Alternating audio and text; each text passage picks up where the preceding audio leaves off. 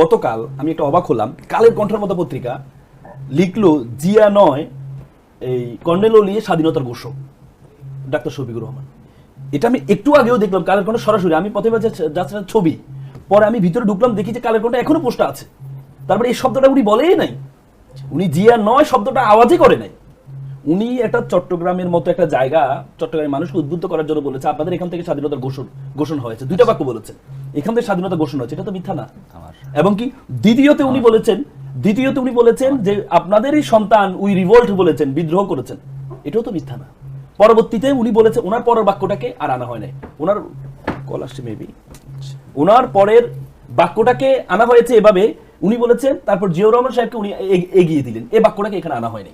তাহলে আপনি যখন এই মানুষরা, এটা কি কনফার্ম এআই? না কনফার্ম না, মানুষ যে আপনার যেখানে মানুষের কথা বললাম যে মানুষ বলে নাই জিয়া, মানে উনি বলে নাই যে জিয়া নয় শব্দটাই ব্যবহার করেন নাই, অথচ এটাকে ফটোকাট করা করছে এখন বর্তমানে। আপকামিং পাওয়ারে আমরা ধরে নিচ্ছি জামাত এবং বিএনপি উভয়কে এর ক্ষেত্রে সচেতন হতে হবে। কারণ মানুষ যখন প্রথমে একটা এআই দিয়ে একটা ছবি দেখে, প্রথমে সে খুব হার্ড হয়, এরপরে যখন বাস্তবতা জানে তখন কিন্তু আপনার প্রতি একটা নেগেটিভ অ্যাপ্রোচ আরো বেশি, আরো এটা ইউটার্ন নেয়। এই জন্য দুই পক্ষের, এখানে কোন এক পক্ষ উভয় পক্ষ বলছে, এই জন্য আমাদের দ্রুত প্রয়োজন এটার জন্য আইন প্রণয়ন। নির্বাচনের আগে কি আইনটা প্রণয়ন করা দরকার ছিল? নির্বাচন অবশ্যই, আমি বললাম আমি নিজে লিগ্যাল নোটিশ দিয়েছিলাম যে এটা আইন প্রণয়ন করার জন্য। কারণ যে কোনো একটা ফটো কার্ড এমন ভাবে ছড়াচ্ছে, এগুলো খুব বাজে অবস্থা, বড় বড় টিভি চ্যানেল দিয়ে ছড়াচ্ছে। মানুষ যখন টিভি লোগো দেখে তখন মানুষ মনে করে যে এটাই সত্য। আমি নিজেও কনফিউজড হয়ে যায় কখনো কখনো, এআই যে বাদ দিলে তো আনোয়ার টিভি, মানে শব্দগুলা আপনি কনফিউজড হয়ে যায়। এবং আপনাদের কালবেলারও অনেক সময় আমরা দেখি যে কিছু মানে একবার হুবহুব লোগোটা হুবহুব, শুধুমাত্র শব্দটা পার্থক্য। আমরা ছোটবেলা দেখতাম যে বাটা এবং বাট্টা, টি একটা অ্যাড করে দিচ্ছে, বা বাট্টা হয়ে যাচ্ছে বাটা, মানুষ তো বাটা মনে করে নিচ্ছে, পরে দেখেছে এটা বাট্টা, মানে একদম নামের হুবহু থেকে। এই জন্য আইন প্রণয়ন করা দরকার। এবং যারা এই ছবি বানাবে, এই লোগো ব্যবহার করবে না, ওয়াটারমার্ক ব্যবহার করবে না, তাদেরকে আইনের আওতা নিয়ে আসতে হবে। জিনিস কোনভাবে দেখি এটা হচ্ছে ইম্পর্টেন্ট, কোন চশমা দিয়ে দেখি এটা হচ্ছে ইম্পর্টেন্ট। আপনি আপা যেটা বললো যে ওনার হ্যাক হওয়া একবারে অসম্ভব, কারণ উনি জামাতের আমির, ওনাদের ব্যাপক আইটি প্রযুক্তি নির্ভর ব্যাপক শক্তিশালী টিম আছে। আপনি কি জানেন 2009 সালে বারাক ওবামার নির্বাচন 15 দিন আগে তার টুইটার অ্যাকাউন্ট হ্যাক হয়েছে? আপনি কি জানেন যে 15 দিন পরে প্রেসিডেন্ট হয়েছে? আপনি জো বাইডেনের 15 দিন আগে জো বাইডেনের এই টুইটার হ্যাক হয়েছে, কিন্তু তাদের কিন্তু হ্যাক থেকে রিকভারি করতে সময় লেগেছিল। আমি আসি, কিন্তু তাদের দেশে তো হ্যাক করেছে। আপনি জো বাইডেনের হ্যাক করে কি করেছে? ক্রিপ্টোকারেন্সির একটা পোস্ট দিয়ে পুরো অর্থনীতি ব্যবস্থাকে পণ্ড করে দিয়েছে, এটা নিয়ে ব্যাপক আন্দোলন শুরু করে দিয়েছিল এটা পোস্টটা করে। দেখেন জামাতের এখানে কি করেছে, জামাতের আমিরের আইডিতে ওরা অ্যাক্সেস নিয়ে পোস্টটা দিয়ে আমরা হ্যাক করে কখন জানেন, ফুল হ্যাকিং করে কখন জানেন, জিম্মি করার জন্য। সাপোজ আমি আপনার আইডিটা হ্যাক করেছি, হ্যাক করে আপনার কাছে টাকা চাইবো, জিম্মি করব।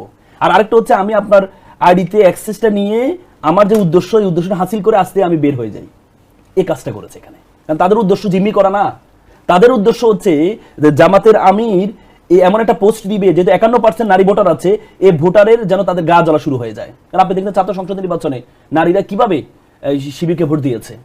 আপনি নারীরা যখন বলা শুরু করেছে, একজন অ্যাক্ট্রেস বলছেন যে আমি চাই জামাত ক্ষমতা আসুক, বলে যে আপনি যদি জামাত যদি ক্ষমতা আসে, আপনি গণজোয়ার শুরু হয়েছে নারীদের। এটার জন্য এই উদ্দেশ্য, তাদের উদ্দেশ্য তো হ্যাকিং করা না, তাদের উদ্দেশ্য তো অ্যাক্সেস করে সাথে সাথে বের হয়ে যাওয়া। এবং আমরা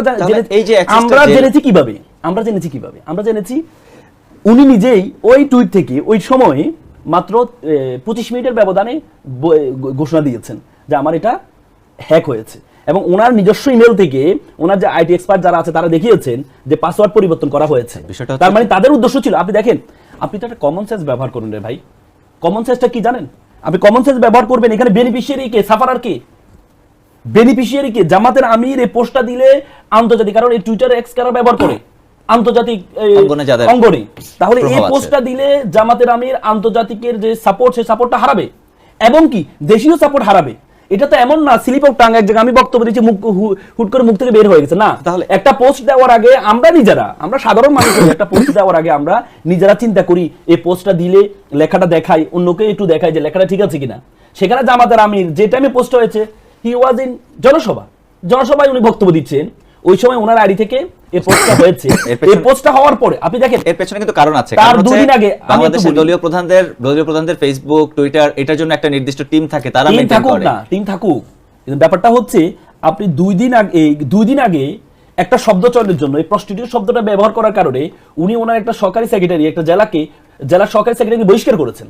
তাহলে উনি নিজে বলে নিজে বহিষ্কার হবেন? ভাই আমরা তো একটা পলিটিক্স করি, আমরা করি না, আমরা সমস্যা নেই, কিন্তু আমাদের একটা কমন সেন্স ব্যবহার করতে হবে। একটা এমন যদি হতো উনি একটা পোস্ট দিয়েছেন যে প্রস্টিটিউটকে আমরা বৈধ ঘোষণা করব যদি আমরা ক্ষমতা আসি, এটা যদি ডিজেবল একবার হয় এবং সেটার জন্য মিনিমাম 2-4 দিন, মিনিমাম 5-6 দিন 7-8 দিন লাগে, সেখানে ওনারা এত তাড়াতাড়ি বলার সাথে হ্যাক হয়ে গেল, বলার সাথে অন হয়ে গেল। এটা আমাদেরকে ভীষণভাবে শক্ট করেছে। আর আপনি যদি ওই লিখিত আপনার টুইটারের কথাটা আপনি আল জাজিরার যদি আপনি সাক্ষাৎকারে যদি দেখেন, সবই সেম আছে, শুধু জায়গায় গালিটা নাই, আর সবই সেম আছে। এই যে দৃষ্টিভঙ্গি, এই যে মাইন্ডসেট, এই মাইন্ডসেটটা ওনাদের তো এটা ছিলই, এই তো প্রথম না। আপনি দেখেন তারও কয়েকদিন আগে জামাতের একজন প্রার্থী উনি বললেন ঢাকা বিশ্ববিদ্যালয়ের নারীরা কি, এবং ঢাকা বিশ্ববিদ্যালয়ে যত পুরুষরা আছে সেখানে নেশার আখড়াখানা ইত্যাদি ইত্যাদি, এবং বলার যে বডি ল্যাঙ্গুয়েজটা, এটা তো এআই না, যে বডি ল্যাঙ্গুয়েজটা। তাদের শক্তিশালী একটা ইউনিট কিন্তু ঢাকা বিশ্ববিদ্যালয়ে। হ্যাঁ, কিন্তু তাদের মেন্টালিটির তো কোনো চেঞ্জ আসে নাই। আমি বলবো না তাদের শক্তিশালী নাই, নারীকে তারা ব্যবহার করছে। আপনি খেয়াল করেন যখন 24-এর আপনার 5ই আগস্ট হয়, নারীরা যদি সামনের কাতারে না থাকতো এটা কিন্তু সম্ভব ওইভাবে ছিল না, যেভাবে নারীরা এফোর্ট দিয়েছে। আপনার তারপরে দেখেন আওয়ামী লীগকে নিষিদ্ধ করার জন্য তারা এবং নারীরা কিন্তু পাশাপাশি একদম লাগালাগি ভাবে বসেছিল। এটাকে আমার দৃষ্টিতে আমি খারাপ ভাবি নেই না, কিন্তু তাদের দৃষ্টিতে কিন্তু জঘন্যতর খারাপ। কিন্তু ওই টাইমে তাদের দরকার, এই জন্য তারা কিন্তু ওইখানে কোনো উচ্চবাচ্য করে নাই। অথবা আপনার নারীকে গোলাপ ফুলের সঙ্গে তুলনা করে 2026 সালে যখন অর্থনৈতিক মুক্তি, নারী পুরুষ একসাথে না কাজ করলে, কাঁধে কাঁধ মিলিয়ে না কাজ করলে হবে না, সেইখানে আপনি যদি নারীকে ঘরে বসায় দেওয়ার জন্য বলেন 5 ঘন্টা কর্মদিবস করে দিবেন। আপনি যদি নারীর কারণে নারীর ফুটবল খেলা, মানে স্বাস্থ্যই সম্পদ আমরা বলি, এটা তো পুরুষকে শুধু বলা হয় না, এটা নারী পুরুষ সবাই মিলে মানব জাতির জন্য। সেখানে আপনি জিমনেশিয়ামের কি বলে শরীর চর্চা বিষয়ক আপনার টিচারকে আপনি বাদ দিয়ে দেওয়া, তারপরে আপনার সঙ্গীত শিক্ষককে বাদ দিয়ে দেওয়া, মানুষের এই যে সংস্কৃতির উত্থানটা, সংস্কৃতিটা যে ব্যাপ্তিটা, এটাকে বন্ধ করে দেওয়া, আপনি ফুটবল খেলাকে বন্ধ করে দেওয়া। আপনি ঢাকা বিশ্ববিদ্যালয়ে আপনার মনে পড়ে যে একটা নারীকে কিভাবে হেনস্থা করা হয়েছিল, তারপরে থানা পুলিশ করার পরে ওই যে করেছে সেই ছেলেটাকে কিভাবে বীর দর্পে তাকে থানা থেকে বের করে আনা হয়েছিল ফুলের মালা গলা দিয়ে। তারপরে আপনি দেখেন ওই বিশ্ববিদ্যালয়ে আপনার নারীর কুশপুত্তলিকা বানিয়ে তাকে কিভাবে পেটানো হয়েছিল, এটা তো কোনো কুশপুত্তলিকা না, এটা তো সিম্বলিক হিসেবে ইউজ হয়েছে, এটা নারীকে পেটানো হয়েছে।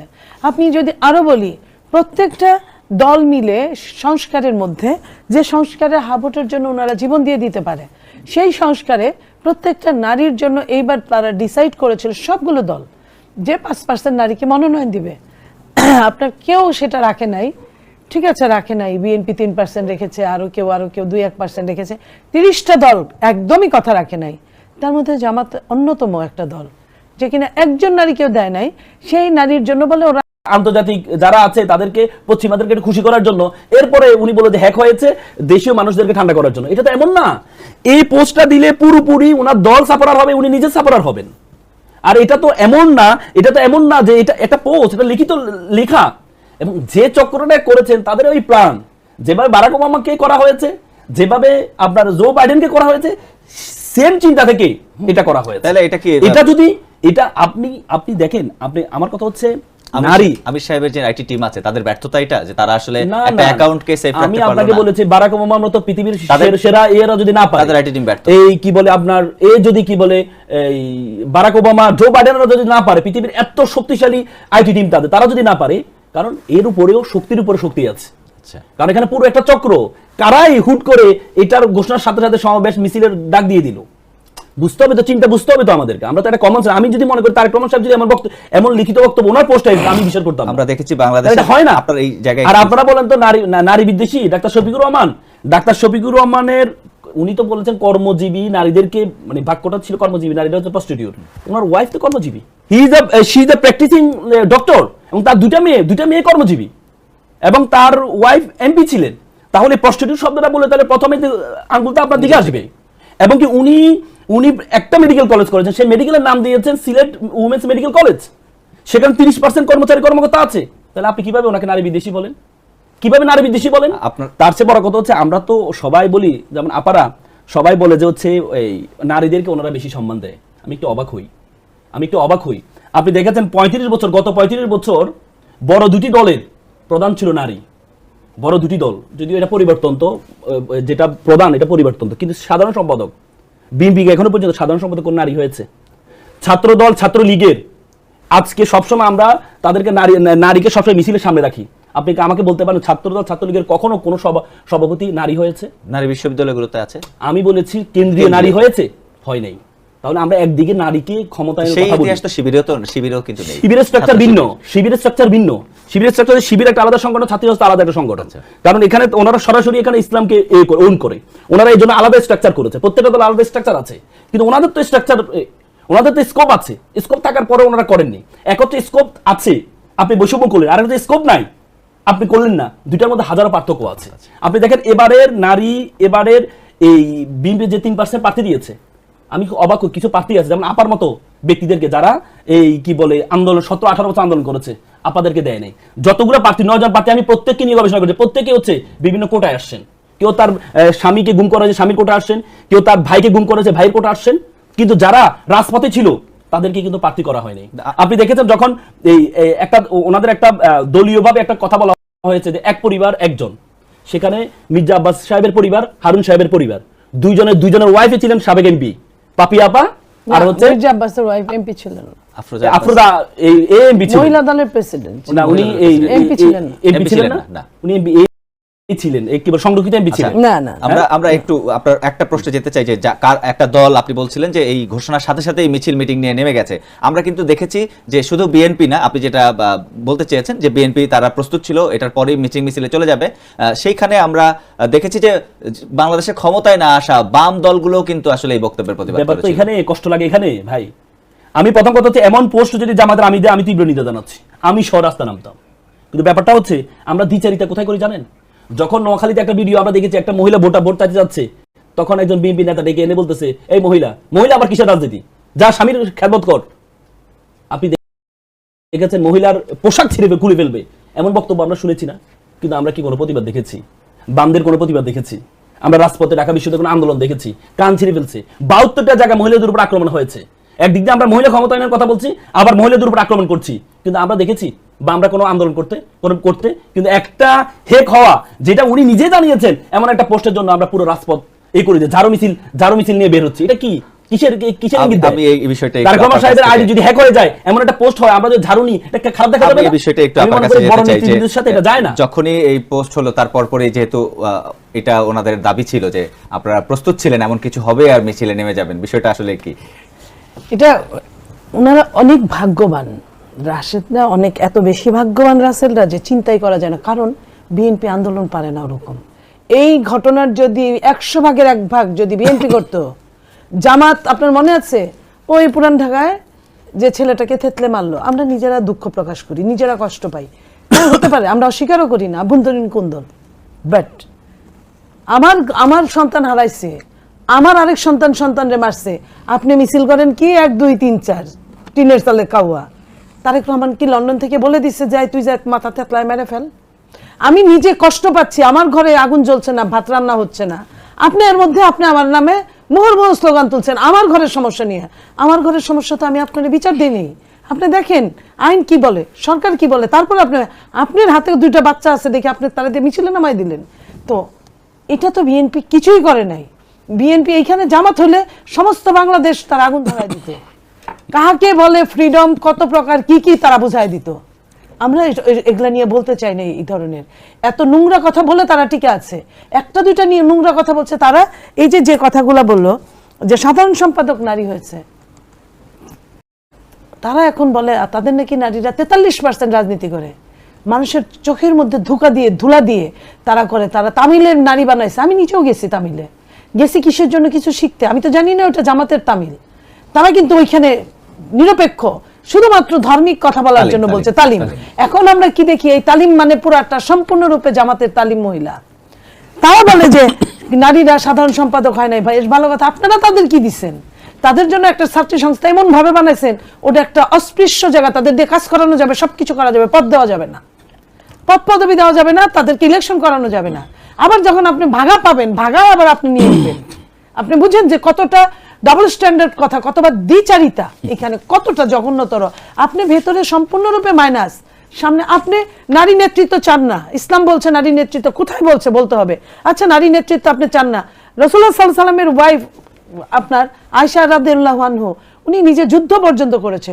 রাসূলুল্লাহ সাল্লাল্লাহু আলাইহি সাল্লামের ওয়াইফ খাদিজা রাদিয়াল্লাহু আনহু, ওনার টাকায় আনহা, ওনার টাকায় ইসলাম প্রতিষ্ঠিত হয়েছে, ওনার ব্যবসার টাকায়, উনি ব্যবসা করেছেন। তো আমার কথা হলো, আপনারা আপনাদের নিয়ে বলতে পারেন, বলেন, আমার দুঃখ নাই, আপনারা ইন্ডিভিজুয়াল বলবেন, আপনারা তো সমস্ত জাতির উপর কথা তুলে বলতে পারেন না। আপনারা প্রস্তুত ছিলেন কিনা যে এমন কিছু ঘটবে আর আপনারা ঝাড়ু মিছিল নিয়ে নামবেন? ঝাড়ুটা তো শোনেন, ঝাড়ুটা প্রত্যেকের ঘরে ঘরে পাওয়া যায়। প্রত্যেকটা নারী ভেতরে ভিতরে তাদের শুধু ঝাড়ুটা মুখে মারে নাই, একদম সমস্ত যতদিন ওই নারীরা বেঁচে থাকবে এই কথার জন্য জনসম্মুখে হাত জোর করে মাপ চাওয়ার আগ পর্যন্ত এই নারীরা ভেতরে ভিতরে তাই করবে, প্রতিটা নারী তাই করবে, যদি তার মধ্যে নারীত্ব থাকে। তা এখন আপনি বলছেন আমরা সাধারণ সম্পাদক করলাম না কেন? আপনারা কি একটা করে দেখাইছেন? আপনাকেই বলছি, ইন্স্যুরেন্স করলে সিটিতে সুরক্ষা পাবেন নিশ্চিত। একটা করে দেখাইছেন? আমাদের তো জাতীয়তাবাদী মহিলা দল আছে, আমাদের প্রত্যেকটা দলে মহিলারা কাজ করার সুযোগ পাচ্ছে। কৃষক দলে নারী আছে, শ্রমিক দলে নারী আছে, আপনার কি বলে স্বেচ্ছাসেবকের নারী আছে, জাতি দলে নারী আছে, আপনার মৎস্যজীবী দলে নারী আছে, সবকিছু। একমাত্র আগে যুব মহিলা দলও ছিল, এটা এই মুহূর্তে শুধু বন্ধ। বিএনপিতে নারী আছে। বলতে পারেন রেশিও কতটুক? নারীদের নিয়ে কথা উঠলে আমি কিন্তু নারীদের পক্ষ হয়ে যাই, তখন কিন্তু আমি দলের পক্ষ হই না। কিন্তু যখন আপনি চরমভাবে আপনার ঘরে 100% মাইনাস রেখে আমার দিকে আঙ্গুলি তুলবেন, আমার তো 10% ফিল আপ হয়েছে, 20% ফিল আপ হয়েছে, আপনারা তো কিছুই ফিল আপ করেন নাই। আপনারা তাদেরকে আপনারা হিপনোটাইজ করে রাখছেন। একজন নারীকে দিচ্ছেন না, আবার তাকে দিয়ে আপনারা প্রেস কনফারেন্স করায় বলছেন।